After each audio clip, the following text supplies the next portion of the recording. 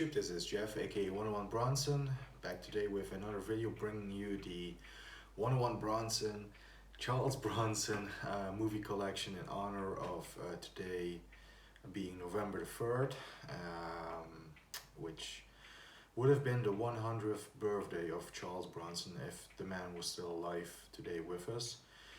So we are celebrating Charles Bronson today. I'm going to show you all my editions of his movies that I have, DVD, Blu-ray.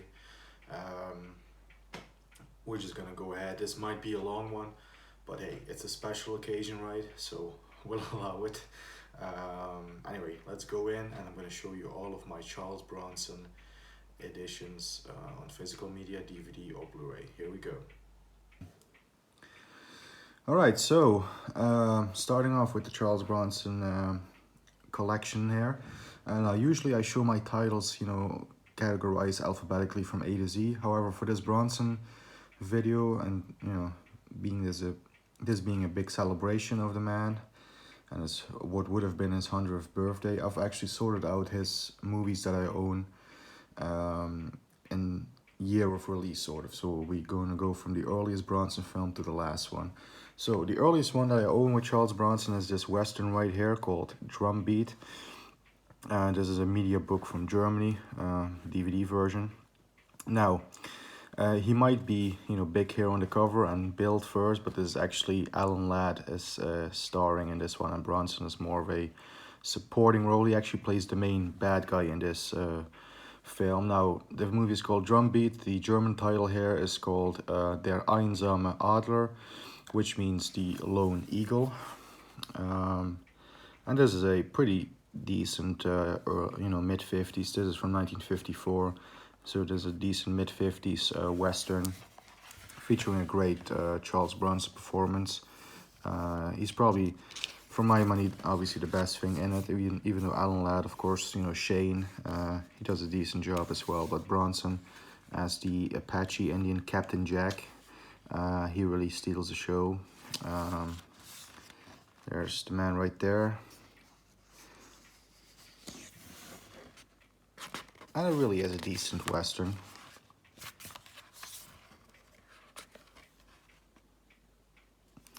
And a great early display for Bronson's, persona. He's showing off his body, which of course, we all know Bronson had a great physique always throughout his career. Here's a little chapter talks about Bronson. This is obviously a German. This is like a little bio, obviously written in German. But yeah, this is Drum Beat. And featuring Charles Bronson right there. So that's the first movie that he starred in, or that he had a significant part in, and that I own. Next one is one of his more famous efforts. This is The Magnificent Seven. Of course, also he's actually one of the supporting roles here. This is a Yul Brynner and Steve McQueen starring vehicle. And Eli Wallach plays the villain in this classic 1960 released in 1960, this classic Western right here. Bronson plays Bernardo O'Reilly, if I'm not mistaken, that's the character's name. This is again a German Blu-ray from, MGM Blu-ray. Right there. Great film. I mean, the music by Elmer Bernstein is iconic. Yul Brynner is great, Steve McQueen is great. You also have Robert Vaughn in this, among others. James Coburn, great film, and really one of the first big movies for Bronson. Very successful, that one, The Magnificent Seven. Not so much the next film that I own that Bronson did. This is Master of the World, based on Jules Verne's book, Master of the World, his story. Again, Bronson featured prominently on the cover, but he actually he is sort of a main character.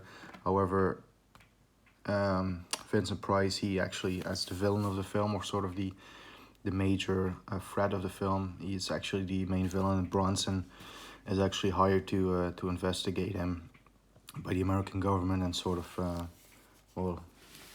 eliminate him if he can. I think that was the gist of it.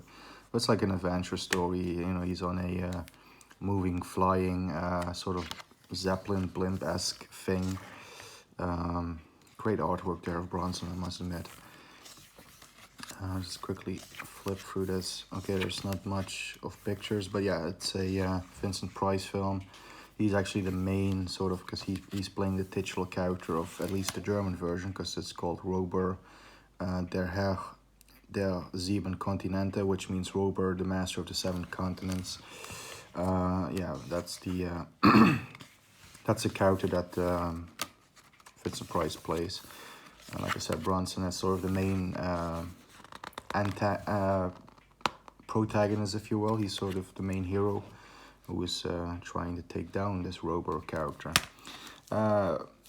It's an okay film. I mean, nothing special. I mean, the special effects for the time, I guess they were okay, but you know, obviously looking at it through this lens from 2021, you're gonna see that and they don't hold up as well. But you know, still, I love these old school practical effects even more than I do CGI any day of the week. So at least that's something. Anyway, let's quickly move these titles away.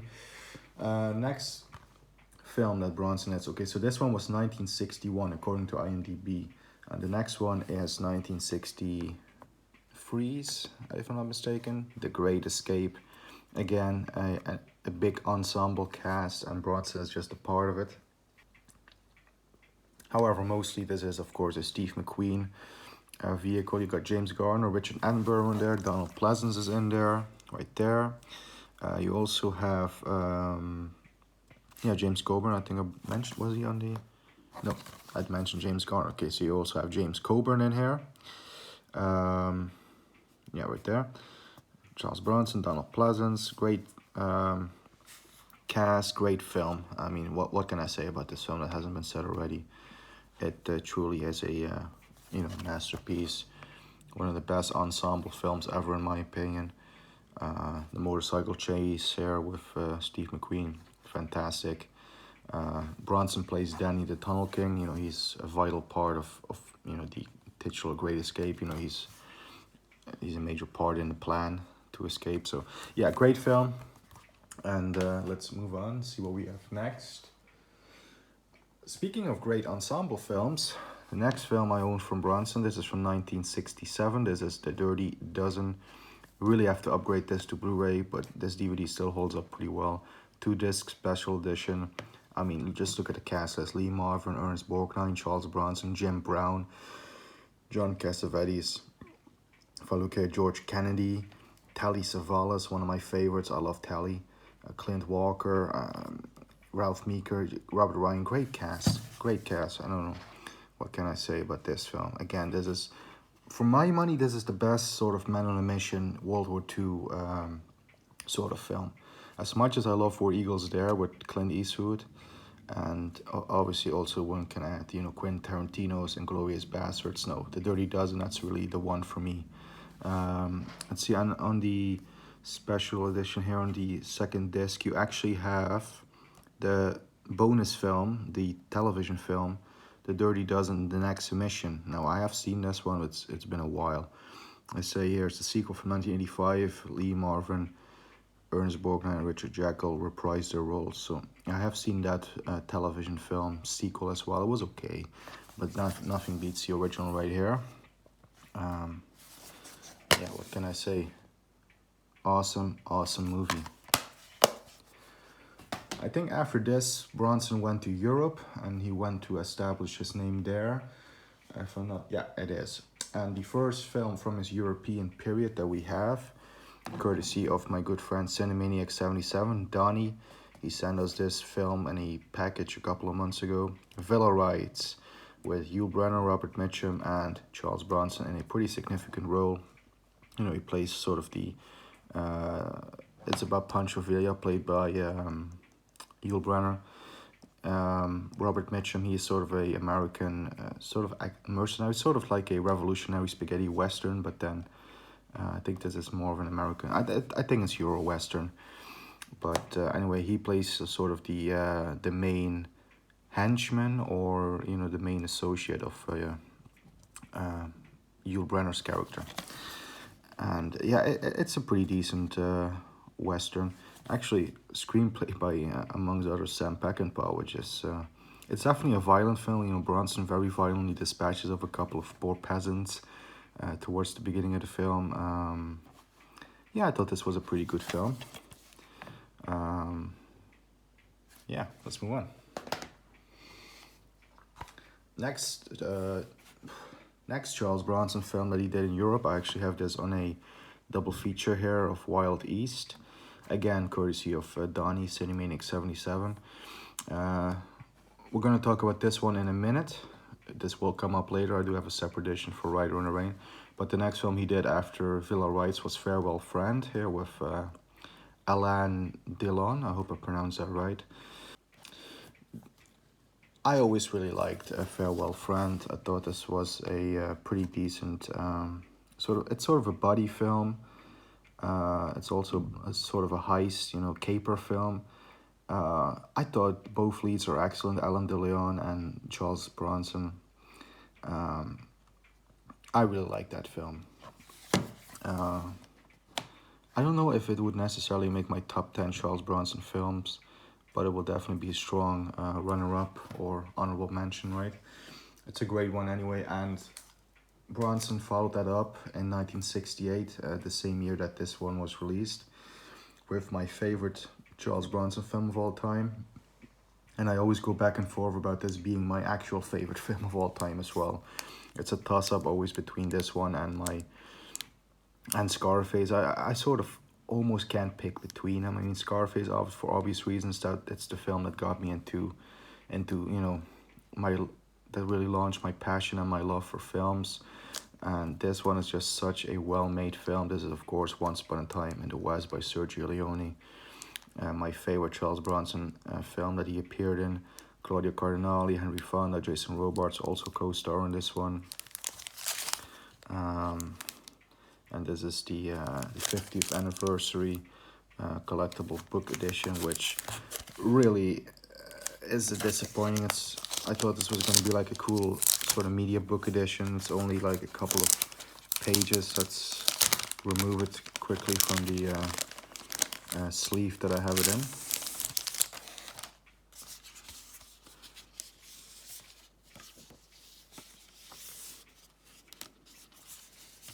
Here's the what would have been on the back, little flimsy card that was on the back here. Anyway, great film, this one. Once Upon a Time in the West. I don't know what I can say about this film. It's like I said, I always go back between this one and Scarface for being my favorite film of all time. There's been periods where I said, no, Once Upon a Time in the West is the best film and my favorite film. And then I go back and say, no, it's actually Scarface. It's very close for me, and both for different reasons, because both are two different films, obviously. And when I say Scarface, I'm talking about the 1983 one, which of course, the Al Pacino one, which of course, loyal viewers of the channel will know that. The original Scarface 1932 isn't bad as well, but I'm talking about the Pacino version, the Brian De Palma film, anyway. The beautiful Claudia Cardinale was one of the most beautiful women on the planet, in my humble opinion. So yeah, Once Upon a Time in the West. And curiously enough, the next Charles Bronson film that he followed up, Once Upon a Time in the West with, my favorite Bronson film, is arguably one of my least favorite Bronson films. I've never been able to really get into this one. This is Lola, aka Twinkie. It has a couple of different titles. German title here, Lolita und der Amerikaner, which means Lolita and the American. Actually a film by Richard Donner. Now let me set this up. Bronson plays a 40-year-old Ryder in love with a 16-year-old schoolgirl played by Susan George. You also, curiously, you got Honor Blackman, aka Pussy Galore from Goldfinger in this one. Yeah, I mean, Bronson, who actually was around that age, I believe around his 40s by the time this film was made.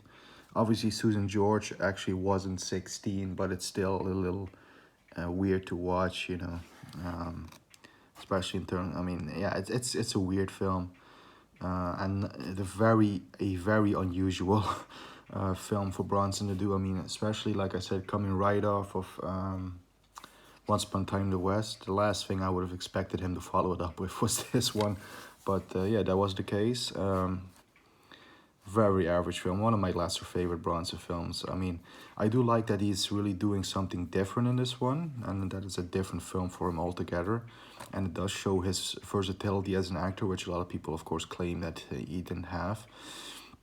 But yeah, it's just not what a Bronson fan like me is looking for in a film with Charles Bronson. So anyway, he did follow that up with one of my all-time favorite Bronson films. This is definitely a top 10, maybe even top 5 one. Ryder on the Rain. This one came after after Twinkie. Bronson at his brutal best. I mean, this is what you want. Look at this cover. I always loved this. I would love to own a poster of this film, which this is the original poster art. But look at the biceps and everything. They captured the sort of the brutality and the bestiality of Bronson. You know, he's really a beast in this film. This is a great one. If you guys want to know what it's about, let's just read up a little bit here. Go ahead and pause. But he plays this sort of like army colonel who is in France investigating a killer, and she actually, in the opening of the film, she actually gets raped by this killer who's on the loose, and she, in self-defense, kills him. And then Bronson is sort of playing a cat and mouse game with her character, and it's a very good film. I always love this one. This is definitely 4.5 stars out of 5, maybe even just a 5 out of 5, because I really just love this film. I don't have any negativity with it, any negative thoughts about it. Next up we have You Can't Win 'Em All with Tony Curtis, Michelle Mercier, and Charles Bronson. This is sort of a buddy film between Tony Curtis and Bronson, which is a pretty odd combination, but it is one that works in my opinion. I thought this was a fairly decent, entertaining sort of a adventure film. This is a French edition, but it does have a English audio. I believe it was Carlos who tipped us off about this edition, or it was Donnie, I can't remember. And that would be Eastwood for Life fan or Cinemaniac 77 respectively. Slipcover, as you can see right there. So yeah, this was a decent one. Probably 3.5 stars out of 5 rating for that one. However, the next one that Bronson followed up with is one of my all-time favorites. Violent City with Charles Bronson, Jill Ireland, and Telly Savalas. Who loves you, baby? I do, Telly. You're great. Yeah, this is a great film. Great Euro crime film, directed by Sergio Slima, who did The Big Gun Down, Face to Face, and always forget the other one that he did. Run Man Run. Okay.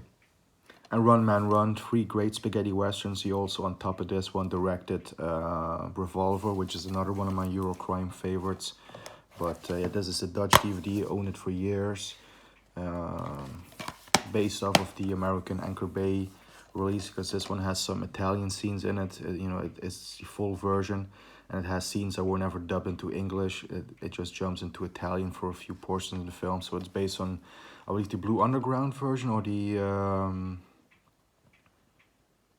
the one that I mentioned. But anyway, Violent City, great film. Ennio Morricone soundtrack. This one easily gets a 4 out of 5, maybe even higher, but it's a great one. And he followed up with yet another great one. I always really like this one. This is Cold Sweat with Charles Bronson, Liv Ullmann, and James Mason. Directed by Terrence Young, of course, this is the first film that they worked on. Bronson did 3 films with Terrence Young. Of course, Terrence Young directed a couple of the best Bond films, Dr. No, From Russia With Love, and Thunderball. So we got a capable director here. We have Bronson. You know, look at these biceps, man. He's in great shape.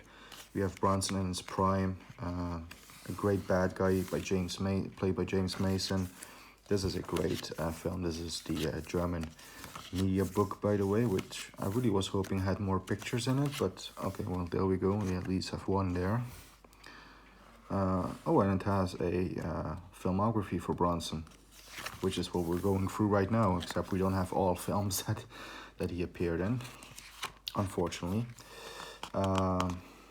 But yeah, Cold Sweat 1970, right? Yeah, 1970. Great film. I always like this one. And this one I might even like even more. Someone Behind the Door with Charles Bronson and Anthony Perkins. Charles Bronson plays one of his best roles in my opinion, this one, and really displays his acting. I think this might be the best acting from Bronson, which is saying a lot because I really do love him in Once Upon a Time in the West, and my second favorite Bronson film, which we're gonna get to shortly, Hard Times. But I think this one is really one of his best roles. He plays an amnesiac who is tricked by this doctor who finds him, played by Anthony Perkins, into killing the doctor's wife, which the doctor tricks Bronson into believing she is his wife and she's betrayed him, and that's the motivation for him to kill her. So, and yeah, this is, I guess, spoiling, but that's sort of what is going to happen in the finale, but there's a little twist on it. Yeah, very good psychological thriller, this one. And I know that there's a Blu-ray of it from Kino, and I am planning on getting it. But yeah, great film, this one. Like I said, probably some of Charles Bronson's best acting ever.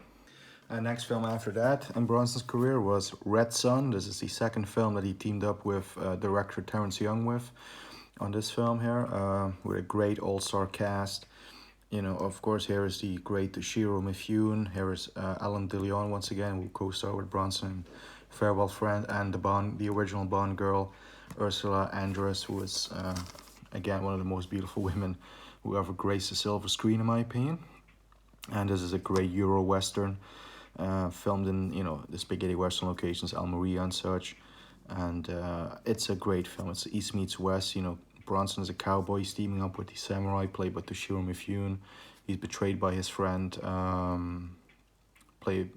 forget the character's name, but played by, they go after Alan DeLeon's character, teaming up with Ursula Andress along the way.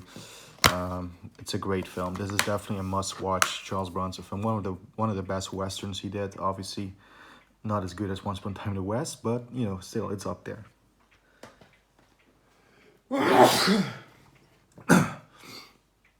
It's definitely up there. So Red Son, and he followed that up with the first collaboration between Charles Bronson and Michael Winner. This is their first film, Chado's Land, another great sort of European-esque western, because this was filmed in Almeria. They actually used the Once Upon a Time in the West ranch house as a location here in this film. Great film, this one, with Jack Palance right there. This is a German media book. Again, this was what was on the back. I mean, this is the film that really, I think, captured Bronson's physique to a T, because this is pretty much his outfit in the film. He's just wearing this loincloth. You know, his legs are, you know, bare. You can see his muscular legs, his muscular torso, arms. And it's a pretty simple Western. You know, Bronson plays a Native American who in self-defense kills a sheriff, and they send a posse out to get him, and the posse is led by by Jack Palance. And even though he's pictured here on the set with Jill Ireland, she actually is not in this film, which is probably for the better, because even though I do like and I appreciate and respect the fact that Bronson really was so in love with his wife that he wanted her in a lot of his films, she wasn't the best of actresses, let's be honest. I do like her more than the Clint Eastwood, I guess, girlfriend, Sandra Locke, who appeared in a lot of films with Clint. I do like Ireland better as an actress than I do Sandra Locke. But, yeah, still having said that, she wasn't the best actress. But, yeah, this is a great film. I think he only says like 2 lines in this entire film. He's a pretty silent, menacing presence in this one. Chado's Land, yeah, it's a great one. Violent. Yeah, this is the Once Upon a Time in the West ranch house. The interior anyway. But they also show the exterior. So yeah. Michael Winner, of course, who went on to direct Bronson and some classics like Deathwish and The Stone Killer and The Mechanic, which would follow suit after this. But yeah, the first collaboration, and it's a great one. I really wish Bronson did more of these type of westerns.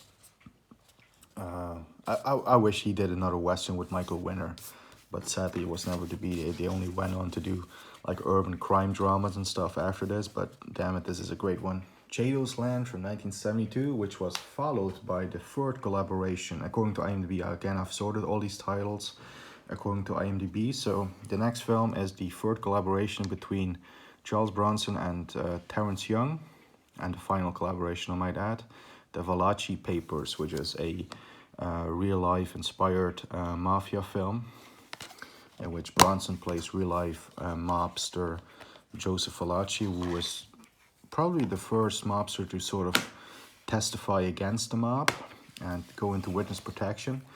And yeah, this is one of the Jill Ireland collaborations, sadly. This is also one of her lesser parts. She really does not do a good job in this film at all.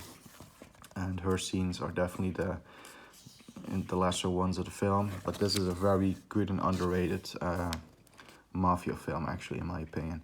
It came out in 1972, the same year as The Godfather. So obviously, all the praise for mob films went to The Godfather, and deservedly so. But this is definitely one that sort of was caught in its shadow, and it's definitely an overlooked one. I always like this one anyway. So it follows sort of the life and times of Joe Valachi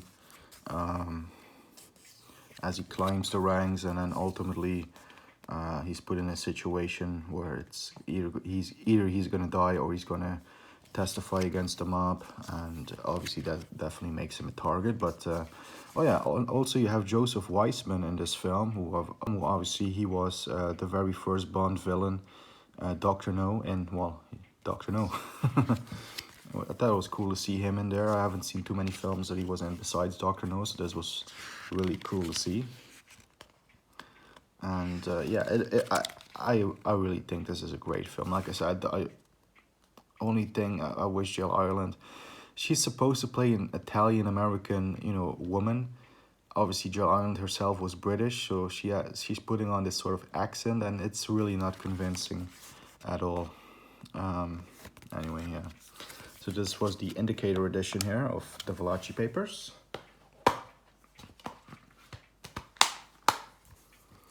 Which is a very good film in my opinion, once again.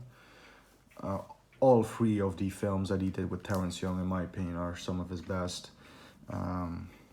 Despite, like I said, Valachi Papers having one weak point, which is Jill Ireland. But anyway, next after that came the second collaboration between him and Michael Winner. This is The Mechanic. I hate this cover. This is the German Blu-ray. The German Blu-ray itself is a great transfer and everything, but I just wish that they used something different for the cover. The German title, Kalte Hauch.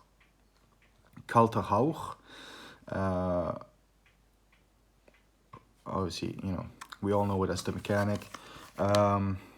Great film in which Bronson plays a hitman, teaming up with a young, aspiring hitman played by John Michael Vincent. And they do jobs together, and it ends with a double cross. It's a great film. What can I say? One of Bronson's best right there. Definitely a top 10 one. And again, the next collaboration with him and Michael Winner after that, straight after, was The Stone Killer. This is sort of a Dirty Harry sort of ripoff, because Dirty Harry was really popular at this point, 1973, this one. Obviously one can read that from the tagline, this cop plays dirty. But, even if it is a Dirty Harry clone or Dirty Harry ripoff, it's definitely not a bad one at all. This used to be one of my lesser favorite Bronson films. Over the years, it has definitely grown on me, and I really appreciate it nowadays. Let's, quickly remove that, and because this is again an indicator edition, 2-disc. And we have a cool booklet once again to show you. So yeah, this is produced by Dino De Laurentiis. Uncredited apparently, but it's definitely a production of him. Michael Winner directs this, like I said. You've got a pretty good cast. Martin Balsam is in it. Paul Koslow, who teamed up with Bronson quite a bit in the 70s. Yeah. cool on-set pictures right there. There's some great shootouts, great car chases. These 70s cop thrillers, you know, Dirty Harry, French Connection, Stone Killer, you know, just go ahead and name a couple of others. They all had some cool car chases and action scenes. There's just something about those 70s crime films, you know, there's a certain style that I think never has been replicated. It can only be a product of the 70s. They just did it different back then. They just did it in that special sort of certain kind of way, you know. So yeah.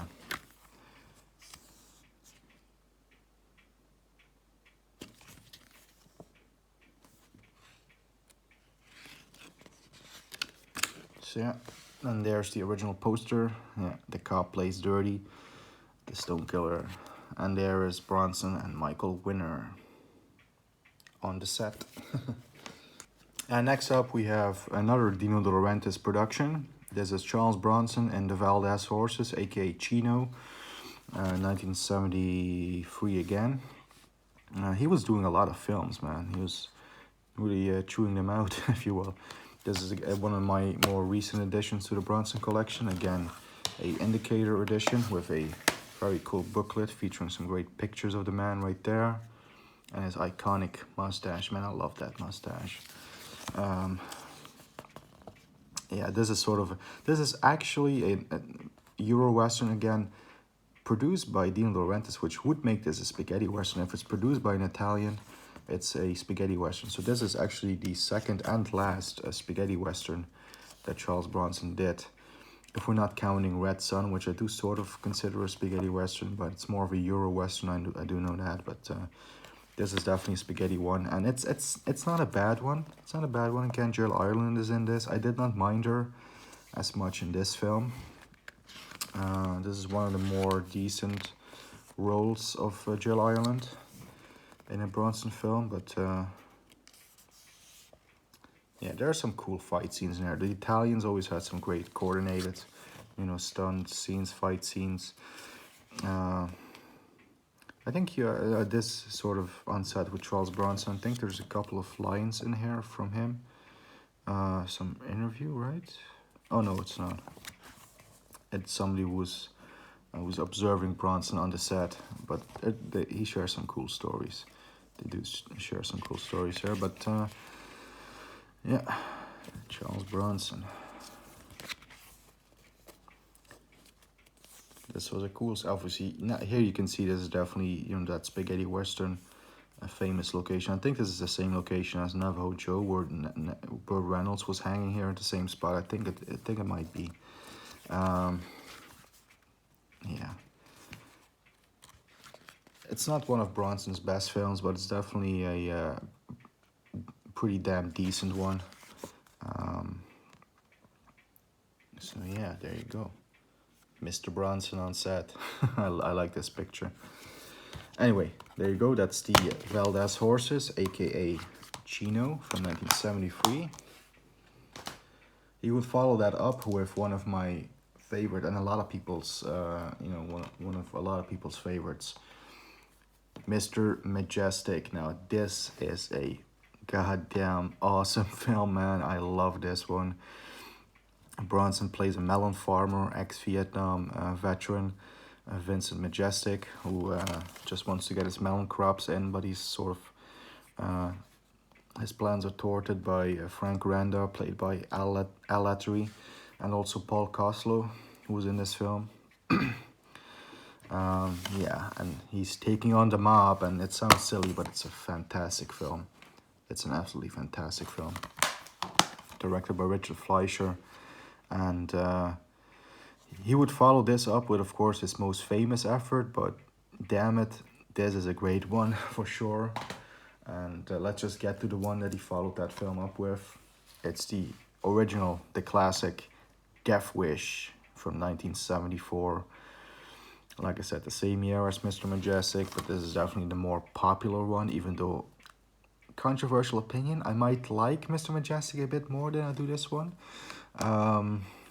But damn it, this is also a great film. Of course, obviously we all know the story. Charles Bronson plays Paul Kersey, a bleeding heart liberal, non-violent man. He's actually a pretty plain Joe in the beginning of the film. His wife and daughter get followed home from the supermarket by a couple of thugs. The daughter gets raped. The wife gets killed. Bronson goes into a sort of a psychological, mental state. And it actually takes a while before he is actually fully Charles Bronson and in full Charles Bronson mode and killing the thugs. It takes a good 30 minutes or something until we're up to the hour mark of the film where he actually plugs his first victim. But anyway, Charles Bronson becomes a vigilante and goes killing muggers. And yeah, what can I say? It's the original. It's the best. It's Deathwish. What can I say? It's a great film. And once again, it was directed by Michael Winner. And very curious that he followed Deathwish up with this particular film right here, Breakout, with obviously the man himself and also Robert Duvall and Jill Ireland. Which is sort of a different role for Bronson, not as different as in something like Twinkie, for example, was. But this is definitely a more comedic sort of role for Bronson. He sort of takes the mickey out of himself and a little bit, and he's playing it a bit more funnier and everything than his usual, stern, serious self. And yeah, I always sort of like this film, but it's not a top 10 Bronson film for me. Would it be in the top 20? Maybe. But yeah, anyway, Breakout 1975.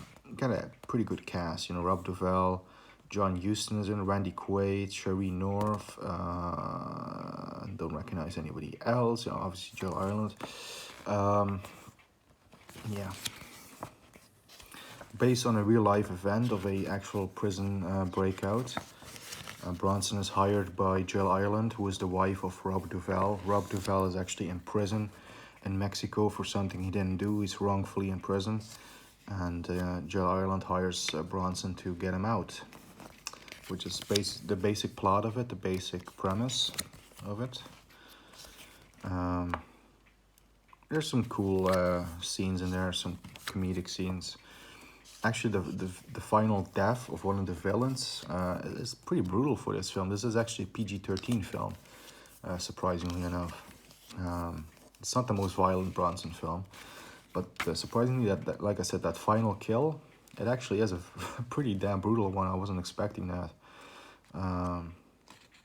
So yeah, Breakout. Now, he did follow that up with my second favorite Charles Bronson film, Once Upon a Time in the West first, and this one second, Hard Times. Walter Hill's first film. This is directed by Walter Hill, Bronson and James Coburn. You do have Jill Ireland in one of her weaker roles once again. But man, what a film this one. What a great film this one. This is the Eureka Masters of Cinema edition right here. Also has a little booklet which we'll take a look at.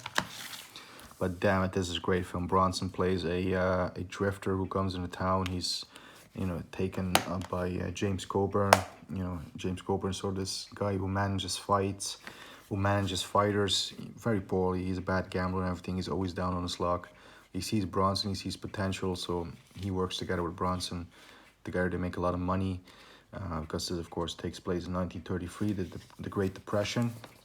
So Bronson wants to make some money, as he says it in the film, so beautifully in that great Bronson voice. But yeah, again, Bronson, a great physique.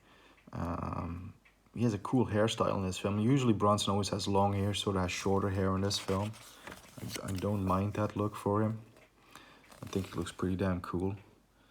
As Cheney. Also you got Strother Martin in there.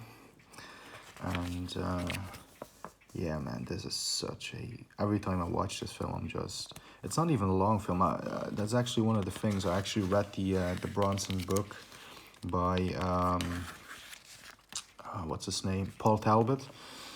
You know, Bronson slews again on the set with Charles Bronson. He actually mentions that there's a lot of scenes cut from Hard Times.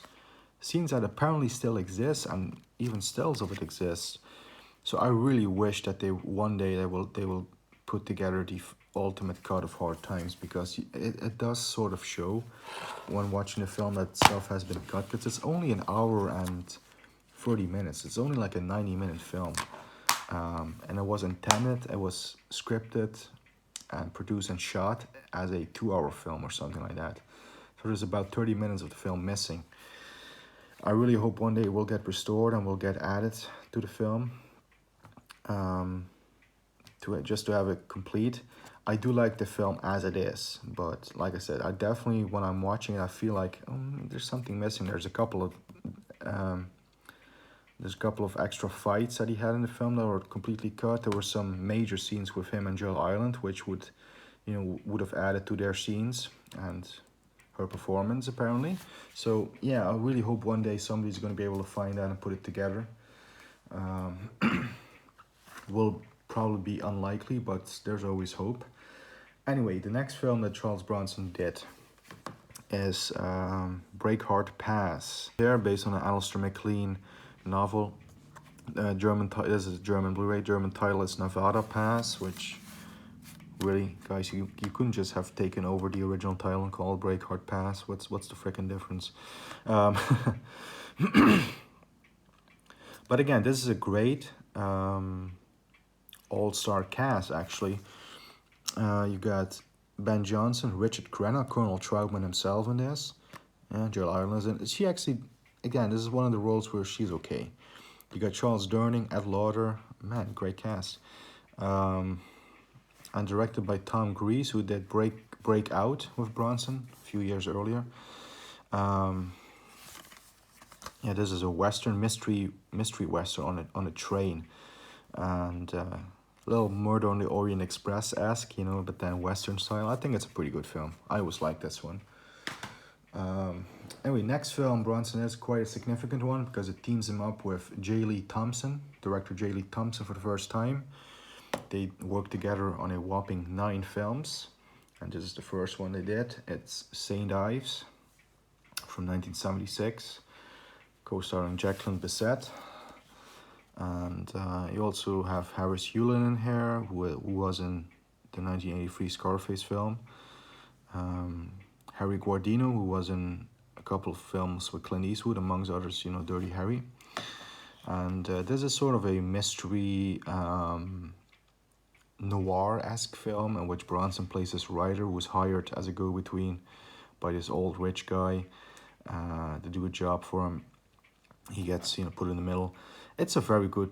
It's a good one. I always liked St. Ives. It's not one that will, again, I don't think it's a top 10 one, but yeah, it's a good film. It's a good film. Probably give it a 3 stars out of 5 rating. I do like the cover for it here from the poster art. I love it. Bronson lighting his pipe with a burning, looks like a $100 bill. Looking very badass while he's doing it. Yeah. St. Ives from 1976, the first collaboration with him and J. Lee Thompson. Now, the second one they worked on, I don't actually own, but I do want to briefly discuss it. Is The White Buffalo, which was sort of a Jaws clone, where instead of a shark, we have it in a Western, and it's a buffalo that Bronson is hunting. It wasn't a bad film. It's sort of a B movie, but definitely a good one. It was the last one, I think, that he teamed up with producer Dino De Laurentiis on. So, but I will get that soon. I don't have it yet. I did want to quickly go over that film. Anyway, so skipping The White Buffalo, which we don't have, like I said, is would make this one the next one here. Telephone by Don Siegel. Don Siegel, director of Dirty Harry, Escape from Alcatraz, Two Mules for Sister Sarah, the Eastwood collaborator. He did more films than he did. Yeah, I know he did more films besides the Clint Eastwood films, but that's obviously what he's most remembered for. And it's cool that he teams up with Charles Bronson on this film. Now, I always wanted to get rid of this DVD and upgrade to a better edition, and I haven't done that yet. As a result, I haven't seen this film in a long time, but this is quite possibly the worst DVD release ever. It looks like a freaking recorded VHS version. It's just terrible quality, terrible sound quality. I do want to say, this is by A-Film. Guys from A-Film, if you're watching, shame on you for releasing a film in this manner, because this is probably the worst DVD I've ever seen. Not the cover. I mean, the cover I think is great. They sort of use the original poster art. This is all good and well. Cover design, you guys did a good job. But the actual disc itself, the actual film, the actual transfer, terrible. I will definitely upgrade this as soon as possible to a better edition. Because actually, now that I'm holding it again here, I do want to watch this film again, but I'll be damned if I watch it on this version. So yeah. Just a quick little rant on that film. It's a great one though. Bronson plays a Russian agent who was sent over from the Russians to America because Donald Pleasance, who was in that film as the villain, he does a great job. He's on the loose and he's sort of using a Russian code system to wake up sleeper agents and have them do suicide missions and stuff. So Bronson is sent to deal with that. Pretty good Cold War thriller. Anyway. Next film is Love and Bullets, and this is a cover that I actually did myself for this film, because the actual film here came in like a sort of slim case. It's on a double feature with the Stephen King film Maximum Overdrive, so it came in a double feature sort of slim case edition. So I was like, I don't care too much about Maximum Overdrive. It was an okay film, by the way, but I was like, I'm gonna do a little cover for it myself, which is, I see over the years has become a bit dirty, but I just took the original poster art, like slapped a little certificate on there. I don't think I did a good job on the spine though. I mean, it really should be like, vertical Love and Bullets instead of horizontally. I mean, instead of vertical. But I mean, I got the poster a little bit in there. I put a little description on there. I mean, it's a little blank here. I took a couple of pictures. I mean, it's an okay one, right? Obviously, I would love it if this was an original release and they used the original poster art, hopefully for an upcoming Blu-ray release. I mean, somebody make it happen. This film is a pretty underrated one and does deserve a Blu-ray release. With, again, Jill Ireland. This is probably the most annoying Jill Ireland part, because she has like a southern accent in this film. She's, she's kind of talking like this all of a sudden. She's sort of doing a very, very over the top Texan accent, from the South, which is terrible. It's really terrible. She's doing her best Dolly Parton impression, well, or her worst, if you ask me. But other than that, this is a pretty good film. Bronson plays a cop sent out to Switzerland to retrieve Jill Ireland, who is the wife of mobster Joe Pomposa, I believe the character was, played by Rod Steiger. And music by Lalo Schifrin. It's great music score. Okay film. It's an okay film. Slightly underrated and overlooked. But yeah, I really wish this would get a Blu-ray release. And preferably with the original poster art like I have there in that cover. Anyway, next film Bronson did. Now we're leaving the 70s. I think this is the first one from the 80s. And this is Cabo Blanco, with Charles Bronson reunited with Once Upon a Time in the West co-star Jason Robards right here. And Dominique Sanda. And yeah. Decent film. Again, this is directed by J. Lee Thompson. This is like their third collaboration by this point then. Pretty decent film, this one. I did talk about this one in a couple of videos ago, but it's a pretty decent film if you ask me. And followed up that film with Borderline, which I only saw recently for the first time. Pretty decent film. Apparently the first major starring role for Ed Harris. I do know that Donnie Cinemaniac77 pointed out that it was not actually his first screen appearance, because they credited him as introducing.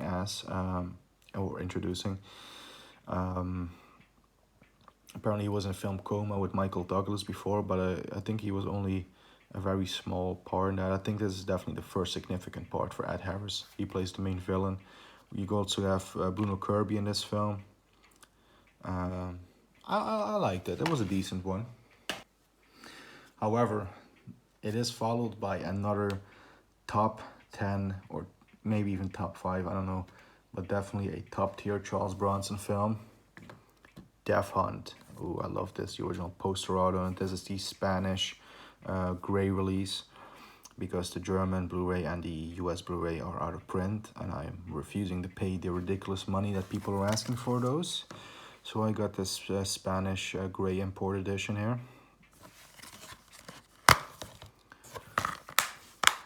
But excellent. Charles Bronson, Lee Marvin together again after the Dirty Dozen right here. Sort of the same plot as similarities with the earlier Bronson film, Chados Land, in which Bronson kills someone in self-defense, and a posse goes after him, led by Lee Marvin. You also have Carl Weathers in this film, by the way. And Andrew Stevens, who would team up with Bronson in another great film later on. Ed Lauder again, who worked with Bronson quite a bit. And directed by Peter Hunt, who did my favorite James Bond film, On Her Majesty's Secret Service. Similarities with that film as well, because this is a snowy setting in this film, a snow setting. It's just a great one. I don't know what I can say about this film. It's a top tier Bronson film for sure. Anyway, after that, I think we're going to go into the canon era now with the first film here that Bronson did in a Menachem Golem and Yoram Globus production, Deathwish 2. Oh yes. Now, despite the first Deathwish obviously being the best one, it's not my favorite of the Deathwish films. It's always been this one for some reason. It's pretty much Deathwish 1, but then, you know, with the violence and the brutal content, if you will, turned up to 11. And Bronson actually gets revenge on the people that, you know, harm his family member in this film, his daughter in this case. So I always thought this was a sort of, we take the original Deathwish and they improved on it. I think that's what they sort of did. I mean, that's just my opinion, of course, but I have always loved Deathwish 2 the most out of all of them, even more than I do Deathwish 3, which is definitely the most entertaining one. But this, yeah, brutal rape scene in this one. Yes, there is a very brutal rape scene in this too, as a matter of fact. But I don't know, I mean, I'm not gonna say that I like the rape scenes, but I know why they're there. I can understand why they're there. They're there to, you know, make us feel like Bronson, you know, to really get us to hate the punks. And they definitely do that. If nothing else, they definitely do that. They make you hate the punks that Bronson's going after. So I know why they're there. I'm not going to say I like the rape scenes, because obviously that would make me a pretty crazy guy. But I can respect and understand why they're there. So if that makes any sense. Next up, we have another one of my Charles Bronson all-time favorites, 10 to Midnight, 1983. This one directed by J. Lee Thompson once again. This is a canon film. Look at that, I got a little, one of the original art cards here that comes with the edition. I got it right here. 10 to Midnight, man, it's a great film. This is from the 88 film slasher collection. Got a few more of these photo cards. Here's the thing that was around. It actually should have kept that the way it was, but anyway, it's a great film. It's a sleazy 1980s cop thriller in which Charles Bronson goes after this guy right here, who is a you know, serial killer who commits his killings in the nude. Obviously for shots like this they had him clothed, obviously for promotional pictures, because you can't really show a naked guy on promotional pictures, but in the film he's always naked when he does his killings. And it's a great film. It's really a fantastic film. it's probably one of the best, if not the best, for my money. You know, of those sleazy, you know, cop fillers. You know, which we had a lot of the 80s. Obviously, Cruising with Al Pacino would be another one. Crap. This is what happens live, folks. There we go. Obviously, Cruising would be another one, as well as Tightrope with Clint Eastwood. But for my money, this is like one of the best of these sleazy cop fillers, you know. It's just all that I'm looking for. It has everything I'm looking for in a Bronson film. You know, it has Bronson being a badass. It has brutal deaths and killings and everything, violence stuff. It has nudity. It has cool one-liners. It has a cool villain. It has everything I'm looking for in a Bronson film, to be honest. So I always love this one. You know, it's you know, it's a simple, you know, Bronson goes up against a killer, and that's all I would like to see in a Bronson film. It doesn't need to be Shakespearean or anything like that, but you know. Anyway, next up, he did a film that wasn't a Cannon film. This was, in fact, a TriStar Columbia film, if I'm not mistaken. This is The Evil That Men Do, German media book right here. They call it Der Liquidator, which means the liquidator. Yeah, again, this is a simple, straightforward Bronson film. Again, it has everything I want in a Bronson film. Him going against the bad guys, just doing what he does best, killing him. When the justice doesn't work, Bronson does. Here's the original title, Evil That Men Do. And this is such a cool film. Brutal film, Bronson, you know. But, Bronson is just awesome in this one. He goes after this crazy torture guy. He calls himself the Doctor. And he goes and kills him and his flunkies, you know. It's just, it doesn't need more explanation, you know. Bronson goes after real evil guys, you know. And he does whatever it takes to get the job done. So yeah, Bronson and The Evil That Men Do, here with a shotgun. What more do you need? What more do you need? It's just brutal, it's violent. It's awesome is what it is. Speaking of awesome and just everything that you would want in a Bronson film, Deathwish 3, yes. Bronson is on the loose again in New York City. He turns New York City into a battlefield, World War III in the streets of New York. Bronson with a machine gun, cleaning up the trash. It's goes so far away from the original concept of Deathwish, but it's just so brilliant. I mean, what can we say? I mean, he has the famous, of course, Wildy Magnum in this one, and again, the scene with the machine gun is great. It's a fantastic action film. It's really a product of the 80s. It's so cheesy and over the top, but I love it. I just love it. Next up, we have another media book here from Germany. This is the one for Murphy's Law from 1986. Right there. Again, this was the sort of the J card on the back.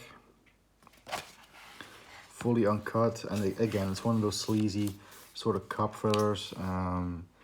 You know, famous line this one is where the bad guy says, you know, Murphy's Law, you know, anything that can go wrong, it will. You know, a lot of guys can happen to a guy like you, and sort of threatening Bronson. And then he says, I only know Jack Murphy's Law. It's very simple. Don't fuck with Jack Murphy. You remember that. And that's sort of the famous one-liner in this one, which he uses again in the end when he actually kills the main baddie. He says, you know, don't fuck with Jack Murphy, and he blasts him away. I like her as well. Kathleen Wilhoit, hope I pronounce it right. I think she's a terrific addition in this film. I mean, she plays this sort of young criminal, very foul-mouthed, and he's Bronson's actually handcuffed together with her because Bronson's framed for murder. He escapes, you know, and he's handcuffed with this young foul-mouthed woman. The main killer in this one is actually Carrie Snodgrass here, who is it's probably my favorite performance of hers. I really like her as the killer. I mean, she's been in quite a bit of stuff, quite a bit. She's been in quite a few films, you know, amongst others, Pale Rider with Clint Eastwood. I mostly remember her from that. But yeah, great film. And here's the original poster. Murphy's Law. Again, this is just one of those 80s canon, sleazy, you know, cop thrillers, and I love it. I just love it. This film puts a smile to my face every time I watch it. Not so much the film that he followed it up with, which is this film here, Assassination, from 1987. Where Bronson plays a Secret Service operative who was assigned to protect the First Lady of the United States, who in her final role with Charles Bronson is played by Jill Ireland. 2 years after this film, Jill Ireland would pass away from breast cancer, which is of course a sad story. But the last film here that she did with Bronson, and it's actually one of the roles again where I think she's okay. You know, she plays the First Lady. She's sort of bossy. She has a attitude to her. But Bronson also, you know, he gives as good as he gets from her, and it's a bit of a mixed bag. This film, I think, where they really, you know, screwed up with it. It's PG-13, and a Bronson film from canon in the 80s should really not be a PG-13 film. And another reason why this isn't as good is because this is from 1987, and this is the same year that Canon Films went ahead and did Masters of the Universe and Superman 4, The Quest for Peace. They pumped all the money into that. They lost pretty much all the money on that. And as a result, all the films that they did were really cheap, and this is no exception. So yeah, this had a lot of potential, especially since it's directed by Peter Hunt, who directed him in Death Hunt, and of course, like I said, he did On Her Majesty's Secret Service, so it really could have been a good film, but it just wasn't to be. It's a bit of a mess of a film. Anyway, he did follow it up with, again, very low budget after, you know, the 87 debacle of Canon Films, where they took on some projects that were obviously too big for him. This is from 1980. I think this is 87 as well. Yeah. Deathwish 4, The Crackdown. Despite this being probably the most low budget Deathwish film, I mean, I think Deathwish 5 even had a lower budget, but definitely not as big as Deathwish 3. This one, I still like it. He sort of he goes on a killing spree of drug dealers in this excuse me, drug dealers in this film. You know, he's sort of putting two drug gangs against each other, a little Fistful of Dollars, Yojimbo-esque, which I do like that aspect. And the final, you know, sort of action scenes where Bronson has that big machine gun with the grenade launcher, and of course the final kill is classic in this film. I do like the opening scene where it's sort of a nightmare scene. I like that line that Bronson does there, where he walks upon some would-be rapist who are in the process of unclothing this woman, and they notice Bronson and they say, "Who the fuck are you?" And he says, "Death," and he, you know, blows them all away. And yeah, it's a cool film. It's not one of the best Deathwish films, but it's definitely a good one. I do like it. Anyway, the next Bronson canon film is from 1988 right here. This is Messenger of Death, which, despite it looking like an action film and Bronson holding the gun on the cover, it is actually not a action film. This is more of a mystery crime thriller, but a pretty decent one. Actually, not too bad. In which Bronson plays a reporter who is investigating the death of some children. Very brutal, actually, for the opening scene. They killed, you know, a couple of children. Very bloody, very brutally. And turns out it's something to do with, like, I always forget it. I believe it had something to do with like water rights or something like that, a little Chinatown-esque. But I believe that was something to do with it, like water rights or something like that. And do have a reunion here of Charles Bronson and the 10 to Midnight Killer, Gene Davis. He appears in a scene here opposite Bronson again, which I thought that was a cool little scene. If you know, for people that have seen 10 to Midnight, it was cool to see him back together again. I like the look of Bronson in this film. I like that jacket that he wears. He has a cool look in this one. I'm not going to deny that. Oh, and here this lists the 9 films that Bronson and J. Lee Thompson did. This is the second to last film that they did. Like I said, they did St. Ives, White Buffalo, Cabo Blanco, 10 to Midnight, Evil and Mandu, Murphy's Law, Deathwish 4, Messenger of Death, and Genji, Forbidden Subject is their last, and we are going to get to that one in a second. So yeah, this is Messenger of Death. And then, yeah, like I said, the next one is Genji, Forbidden Subjects, the final Charles Bronson film that he did in the 80s. And the final one that he did for the Canon Productions group. And a lot of laughs for this film. This is also the last collaboration between him and J. Lee Thompson. And it's a pretty decent one for you know, to end the era of, you know, the 80s Canon action films. It's a decent one. It's again one of those sleazy cop thrillers. You know, this time it has to do with child prostitution rings and pimps and everything like that. And that is a fantastic scene. That's probably my favorite scene in the film, where Bronson forces the pimp to swallow his like very expensive diamond face Rolex or whatever. Great scene. The finale in the harbor was good. I always like Genji. It's a pretty good film. It's a really good film. I always liked it. And to close out that great decade of the 80s, he could have done something, you know, he could have gone out on a wars film. So anyway, at least it at least has that. Anyway, so yeah, that film was from 1989, the same year that Jill Ireland tragically lost her life after this battle with cancer that she had going on for years, actually.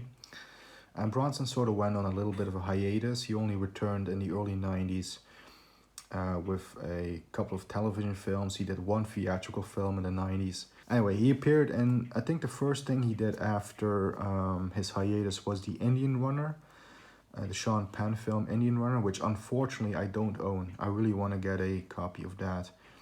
But as of now, as of this moment, I don't own that one. I do believe he also did a television film called Yes, Virginia, and There Is a Santa Claus, if I'm not mistaken, that's the title. And after that, he did this film, The Sea Wolf, with Christopher Reeve, which I did talk about recently, because this is one that I recently added to my collection, which was a decent television film. Bronson played a pretty good part. He actually displayed some great acting in this one, in my opinion. Christopher Reeve, you know, he was cool. Christopher Reeve, he was very good in the film. But yeah, definitely not a typical Charles Bronson film. As a matter of fact, his next television film that he did after this is more in line of what I would like to see with Charles Bronson. This is Donato and Daughter.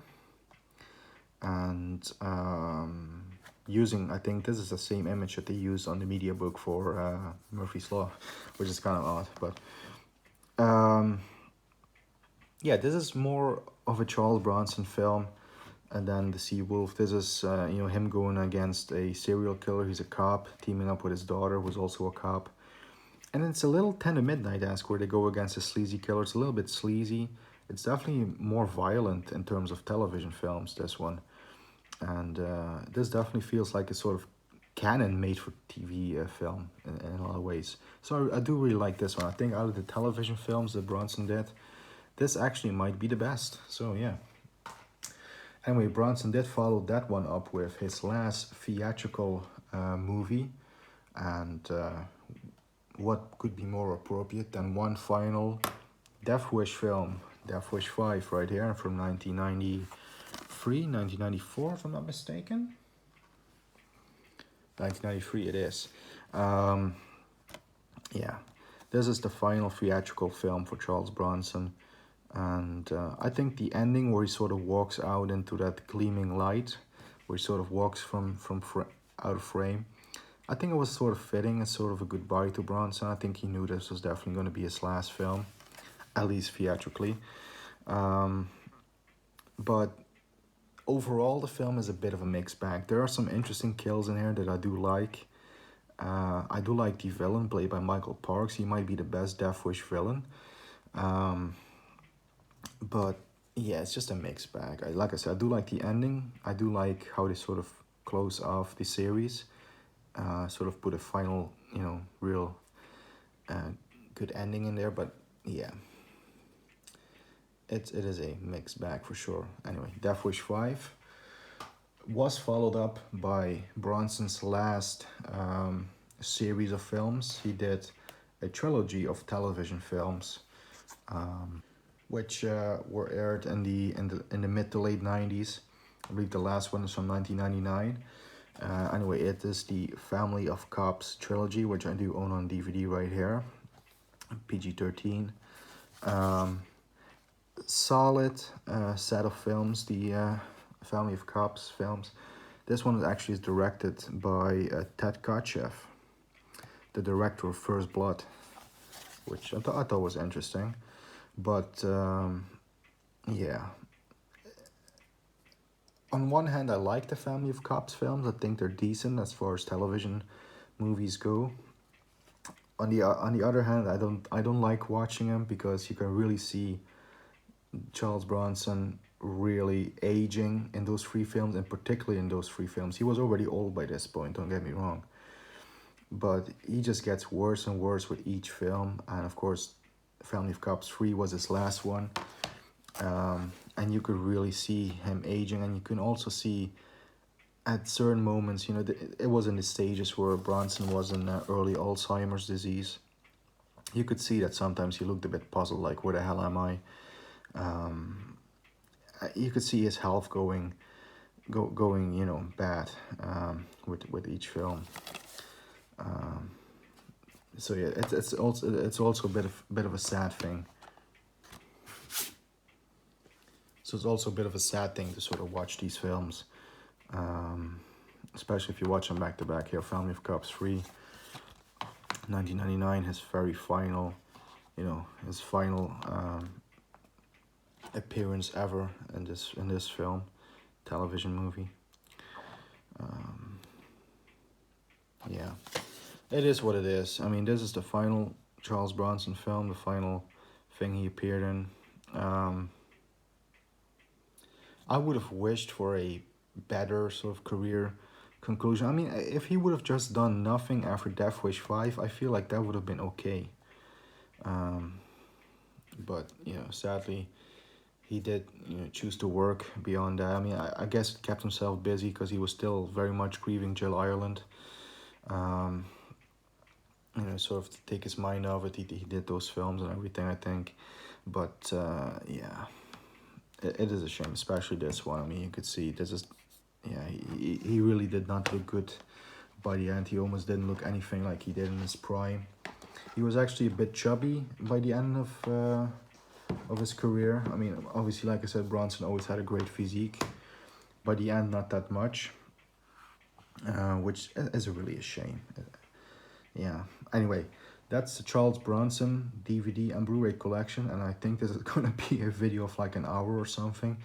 But anyway, yeah, to honor the man, why not have an hour video covering him?